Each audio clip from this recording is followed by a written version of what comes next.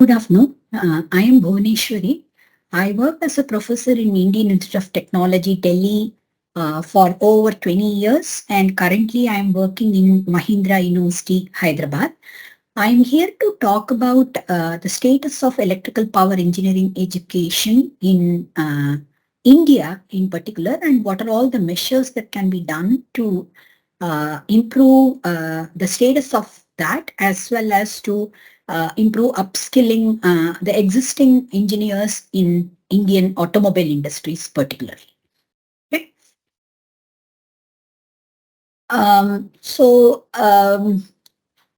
My presentation outline is going to be somewhat like this. I will start with the importance of a core engineering education, particularly in India, where India is a developing country. So the manufacturing sector and the infrastructure building both play a very, very vital role in Indian context. And for this, generally, people from civil engineering, mechanical engineering, electrical engineering, and chemical engineering, these people are extremely important. And climate change is everywhere. It has become a very hot topic. It's even more so in India because of its large population. Some kind of upskilling programs in India. So I'm going to talk about the need for upskilling program that is required in India based on the past few years experience in admission, as well as based on the industrial trend as such. Then finally, I'll wrap up this presentation by emphasizing what is the kind of action points that have been taken up by the National Education Policy that was released by Government of India in 2020, and how that is also providing an impetus to upskilling program. If you look at combating global warming and climate change, electrical power engineers are going to really play a very, very vital role. All of us know that there is huge amount of carbon dioxide emission that has taken place in the last 100 years, which has raised the temperature tremendously. And that's the reason we are seeing glaciers melting and ice sheets in the polar region. They are all disappearing. The sea levels are rising. There have been huge number of flash floods, hurricanes, and all. Even in India, there have been landslides in Uttarakhand, and we have seen a huge amount of environmental changes and climate changes that have taken place in the last few years. So if we want to slow down climate change, we need to move to energy usage in the form of electricity rather than using it with fossil fuels. And the power generation, rather than taking place from coal or oil or gas, we should try to generate electricity from renewables. Energy conservation measures have to be adopted. That is, can we save some energy by probably using variable frequency drives or LED lamps in place of incandescent lamp? So these things have to be thought about. And all of us should realize that we are hardly leaving anything for our next generation to enjoy. So we don't have to be extremely frugal, but still we have to ensure that we don't make the earth a bad place for our next generations to live in. So our mindset has to change towards sustainability. And as per India's commitment to climate change, it has promised itself that it will have net zero emission by year 2070. And for all these things, we will need generally core engineering disciplines, the personnel to be trained in core engineering disciplines. So if you look at the overall admission trend until 2020, until year 2020, until the pandemic hit the entire globe, we were generally seeing in most of the colleges electrical engineering or related branches like instrumentation, electronics and communication engineering. All these things were accounting for almost 25% of the total intake in any of the engineering colleges. What I mean is, if 1,000 students are taken, generally about 250 students opted for electrical, electronics, and instrumentation engineering until the year 2020. But until the fall of 2020, that is September of 2020, when the admissions were taking place, the All India Council of Technical Education, which is actually the overseeing body for the entire technical education in India, they had placed a cap on the maximum number of students that can be admitted in any particular branch. So if a college has, let us say, about 1,000 seats, they cannot admit all the 1,000 students only in information technology or computer science. They have to make sure that they are distributed all across different branches. Because until then, at least, the government was also very conscious of the fact that we need engineers from all different domains for ensuring manufacturing sector running properly, as well as infrastructure building happening properly. But for whatever reason, because the entire world was going towards computer science, artificial intelligence, and machine learning, as well as IT sector, from 2022 particularly, this cap was removed. They had not put the maximum number, only this so many students can be admitted into a particular branch. So literally every college started admitting almost 100% of students into computer science, AI, ML, and IT sector. So this has made core engineering branches disappear in the year 2022. Unfortunately, many colleges, these branches, core engineering branches, have folded up completely in the year 2022. This is the kind of data that is available on AICTE website, that is All India Council of Technical Education website. So this shows very clearly how many students were supposed to be taken in, and how many students really got admitted, and how many students passed in all the engineering branches put together, and how many students got placed. Of course, we have to ignore the last data because this is corresponding to the academic year 2022-23. So we don't have very clear indicators for this particular year. So other than that, if you look at it, you can very clearly see that the intake in all branches of engineering started declining right from 2018-19. And the number of people who have been placed, even that has gone down. So the job opportunities also have gone down. So this is definitely not a very good trend, especially for a developing country like India, where infrastructure building is still going on in a big think about it.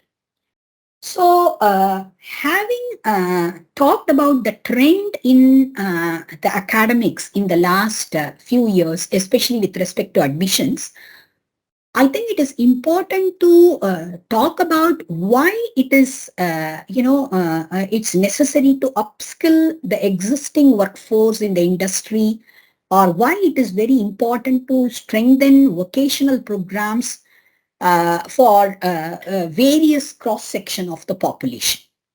So if we look at especially automotive sectors, many of the automotive sectors currently what are running in India, like Tata Motors or Bajaj Auto or Daimler, Hyundai, Mahindra, all these people basically are building IC engine based vehicles. Very soon, everybody is going to migrate to electric vehicle based propulsion system.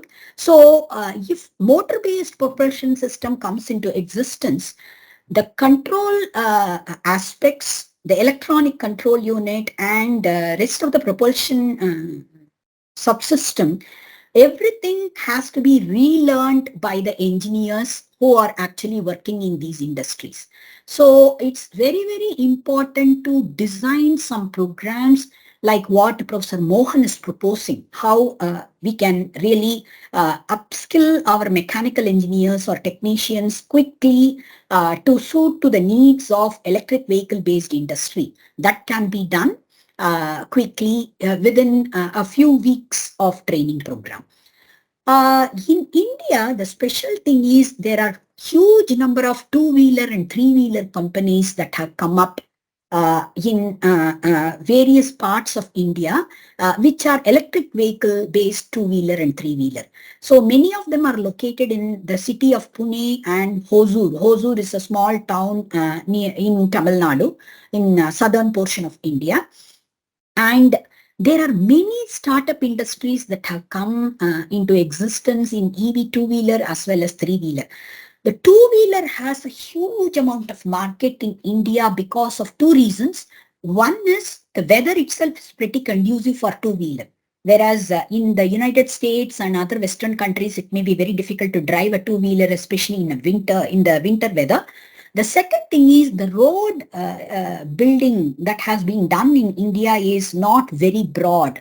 Many of them are only 2 or 3 lane roads, and they are not going to be able to, drive a four-wheeler very easily in those roads.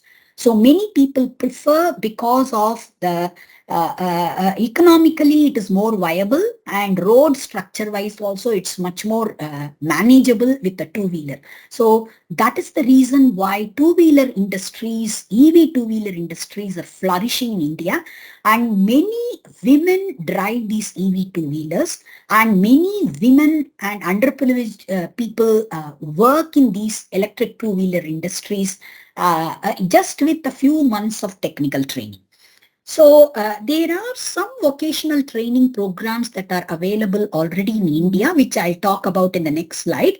Apart from that, there is the Ministry of Education, Government of India has had floated a website called NPTEL, that is National Portal for Technology Enhanced Learning. In this particular website, they have actually offered some kind of domain expertise courses. For example, a person who does about 5 courses, one on basic electrical engineering, one on electrical machines, one on power electronics, one on drives, and a little bit about embedded systems.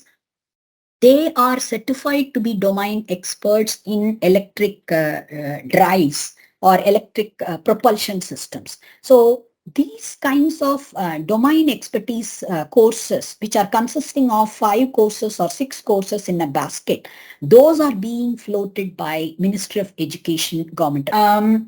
The last one that I would like to talk about is how government has taken some initiative and how that can be aligned with the upskilling programs that we are talking about. So a national education policy was released in the year 2020 by this government of India. And they are talking in that national education policy about various exit points in a UG degree course itself, and also offering vocational training to kids at school level or school final level. So, for example, in the new education policy, they are talking about multiple exit points after the second year or third year or fourth year of undergraduate education. See, only thing is currently the way the curriculum is designed, at the end of second year, the students are generally jack of all trade and master of none. So they are not going to have much of engineering domain knowledge. They'll have some basics in mathematics, physics, and chemistry, and they would probably have certain visualization about engineering graphics. They will have certain domain knowledge in computer programming and probably graphics to some extent. But they with that it is very difficult for them to get employment. So we might have to redesign our curriculum a little bit so that any student who exits after 2 years of education in an undergraduate college still will be in a position to pursue something in the form of employment, maybe after a very, very short term training. After third year and fourth year, at least they may be having some expertise in a particular domain. Another avenue that is being talked about is after 10th class, right now also there is a 3-year diploma course. So this will at least train the people in certain trades like electrical engineering or electronics engineering or communication engineering or chemical engineering or civil engineering, so that they'll be able to take up certain technical jobs. Apart from this, after 10th class, there is also a 3-semester kind of program, which is actually Technical Training Institute, TTIs, which are available in many of the rural areas also, which would be able to train them in building electronic circuits, testing them, or soldering and welding and carpentry and such things. So TTIs, that is Technical Training Institutes, are another avenues for students to get trained, especially people who are underprivileged or in rural area. They'll be able to get trained and at least be gainfully employed after 3 years or 3 semesters, depending upon what kind of training they undertake. In new education policy, they are also talking about an equivalent of community college training, which is very similar to what exists in the US. So 2-year diploma after 10 plus 2. So 10 plus 2 is like a high school final. After high school final, if they can get 2-year diploma in a community college, again, they can either pursue a degree or they would be able to employ, they will be able to be employed in an industry at a technician's level. Apart from that, the new education policy also talks about a 4-year bachelor's program where the teacher's training can be integrated. BEd, that is Bachelor of Education, can be integrated with this, or entrepreneurship can be integrated with the 4-year bachelor program, so that they'll be able to pursue the path of becoming an educator, or they can pursue the path of becoming an entrepreneur. So these kind of avenues are being talked about in NEP. In higher education, they are actually talking about 2 different avenues. One is, can we do some amount of distance education or open university kind of education? That is one thing that is being talked about. The second thing that is being talked about in higher education is maybe after taking a break or after pursuing a career in an industry, maybe your interests will be more clearer for any of the students. So they would be able to pursue exactly their research or masters in a particular area of their own interest, so that they don't just blindly join a postgraduate program. So, so these 2 avenues are being talked about. And there are certification programs that have been in the offer based on a basket of courses, like what I told a few slides ago. That is in NPTEL, that is National Portal for Technology Enhanced Learning. So some of the domains are like power systems and power electronics, communication systems, data analytics, and so on, just to give a few examples. So there are at least 50 and odd domain expertise courses that are in the offer. But these are yet to pick up because India is still kind of, it has confined itself to a formal undergraduate degree of 4 years and then going for masters and then going for PhD if somebody wants to go and do research. So nobody thinks of, these kinds of short-term training programs. Out of the box thinking is not very common. Hopefully that will pick up eventually. But for that, I think the industries also should be willing to employ these people in a stable manner. Only then, it depends upon what is the kind of demand the industries have, and based on that, the supply side will also grow. So the upskilling programs will see a growth only if industries are willing to support this.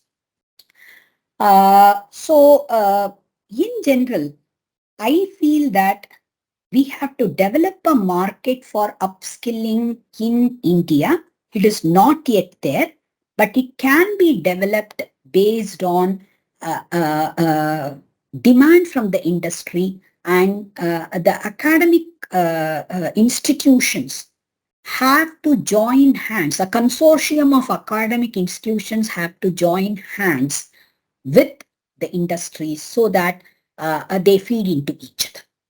Thank you so much for your attention.